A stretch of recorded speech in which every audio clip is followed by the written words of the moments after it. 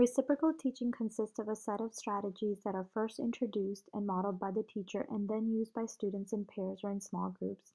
I began my lesson with an introduction to the characters of reciprocal teaching using a student-friendly video. This allowed me to capture my students' full attention, present what we were going to be learning about to do in a fun and positive way, as well as provide my ESL students with the visual. During the initial phase of instruction, the teacher assumes the primary responsibility for teaching and demonstrating the strategies. These four characters. Okay. We have Patty the predictor. What do you think Patty the predictor does? As you hear in the first few seconds of this lesson, I'm introducing a grade appropriate comprehension teaching strategy known as reciprocal teaching to my small group of ESL students as we read an article about Eleanor Roosevelt. I first introduce the Fab 4 comprehension strategies as the Fab 4 superheroes. After capturing my students' attention through the intro of the superheroes, I then briefly go through each strategy or superhero and his job. I first modeled an example of each and then allowed the students to take on the role of the hero or the strategy. Henry. He looks at things that You're on the right track. are, I know this one, but I can't get it out of my head. Yes. He looks for clues. He looks for clues to help him. Then we have another superhero, Quentin the questionnaire. Quentin the questionnaire. Bruno. Ask questions. He asks questions. He asks things like, Look for clues and ask questions. he looks for clues and then he asks questions. He asks questions like who, what, where, when, why, how. So before reading, during reading, and after reading, Quentin the questionnaire will ask questions. Before we read, we need to all be Patty the predictor, okay? So I'm going to show you how to be Patty the predictor first, and then I'm going to let you try it, all right? First, I allowed the students to predict what the article will be about. Predicting sets a purpose for reading. I modeled how to preview the text cover, title, illustrations to help me with my predictions, and also how to look for clues prior to reading. I then allowed my students to make their predictions. That can help you predict, okay? So for example, I predict that this is mostly going to be about the First Lady of the world. There, Bruno. What is this about? What a fabulous prediction. And Bruno, can you tell us why did you predict that it's going to be about Eleanor Roosevelt? You saw a picture of her?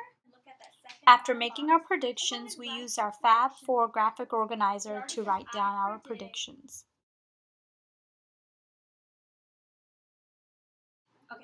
Before allowing the students to actually use their new learned strategies to help them comprehend the article, I wanted to do a quick activity to access their background knowledge. To do so, I modeled a game of I Know That and then allowed the students an opportunity to tell each other what they know about Eleanor Roosevelt. It is important to build background knowledge extensively before reading. Assessing background knowledge of topics and text is extremely beneficial for learners and greatly increases reading comprehension. Literacy learners often have limited knowledge of many topics. This allowed me to know what my students may already know. Did wonderful things in her life and was considered an amazing woman. I know that. It's what you already know, okay? What you already know. Think about what you may already know about Eleanor Roosevelt or people like Eleanor Roosevelt. I know that Eleanor I know that Eleanor Roosevelt was the first lady. Okay, so you knew that. Yes. Eleanor Roosevelt was the wife of FDR. Something that you know. After modeling the game I Know That, I allowed my students to turn to their partner and take a few minutes to tell each other what they know about Eleanor Roosevelt or leaders like her. I know that Eleanor Roosevelt was a leader. Eleanor. Oh. Ooh, information. You knew that? Awesome. I was hearing great things about what you guys already knew about Eleanor Roosevelt or leaders like Eleanor Roosevelt. Show me your pointer finger. After that, we read the article aloud together. We can all read together, okay? This week you are going to learn about a great humanitarian. Reading aloud helps ESL students improve their verbal fluency and pronunciation skills. Along with that, it also gives them motivation and confidence to read in case they don't know what some of the words are as they are reading. A humanitarian makes sure people are treated fairly, have the things they need to live, and have every chance to live a happy life. All right, let's stop right there because that was a lot of information so far. Okay, you like that information? Okay, so we're going to go back and let's think about where. After reading, I wanted to make sure they understood and comprehended all the information we read. To do this, we used the help of our Fab 4 character, Charlie the Clarifier. Clarifying helps students monitor their comprehension. Unfamiliar topics will have unfamiliar vocabulary and confusing concepts, which can be very difficult, especially for ESL students. And it can also make the reading unnecessarily difficult. I allowed the students to think about some unfamiliar words in the article and had them write it down on their graphic organizer, and then share for us to discuss. Instead of simply telling my students what the confusing words meant, I tried to scaffold to allow them to figure out what they could mean. I gave them clues as well as helped them break down the word and highlighted root words to assist in figuring out the meaning. Admired. Anybody know what admired means? I admire. Oh, we wrote about this in Christian? Admire means that, like, you admire, I admire Henry of being a good friend. You admire Henry for being a good friend. Like you like their work. You like their work. That's right. When you admire somebody's work, that means you like their work. Lawyers. I don't know lawyers. What's a lawyer? Yes, Christian. He's like a counselor. He's like a counselor? Ooh, that. They like help you like if you're in jail.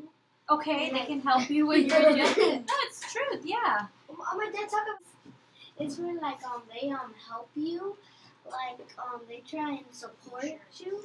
They try and support you. I like that word that you use. They try to support you and they try to help you. If you're in trouble with the law, the lawyer is the one that's going to help you get out of that trouble. Wanda, the reteller, to help us retell some stuff, okay?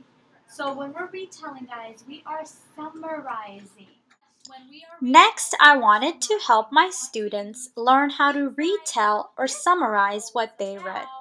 Summarizing or retelling requires students to recall and arrange only the important ideas in a text. To do this, I first modeled how to retell a story by stating a few facts I learned from the article. I then allowed the students to retell something they learned from the article. Okay, so I'm going to ask you, how is it about Eleanor Roosevelt? Can anybody tell me how is it about Eleanor Roosevelt? What do you know about it? She was a parliamentarian. So Henry said that this was about Eleanor Roosevelt. Christian said that it was about Eleanor Roosevelt being a humanitarian. What else was this? After that, we put all of our ideas into a logical order to retell or summarize the main idea of the article. And say that. All right, last thing we're going to do. Who's our last superhero that we haven't used? Question. Quentin, the questionnaire. Okay? Finally, we used our last Fab 4 character, Quentin the questionnaire, to generate questions that we derived from the article. Questioning increases students' awareness of the text's important ideas. The language of questioning often may include the question words such as who, what, where, when, why, how, So, when was Eleanor Roosevelt born? Is that a good question? Who's she married? That is a good question. Bruno, tell us that again. She married. Oh, who did Eleanor Roosevelt marry? Go. All right, anybody want to share a question? Yes. When did she die? That is a great question. When did she die? Can we find that in our article? No. Yes. We can't find that in our article? We can. We can find that in our article. Remember, you only want to ask questions at the end that can be found in our article. As the final activity and assessment of my multimodal lesson, I had the students type up a short paragraph or story about some facts that they learned by reading the article.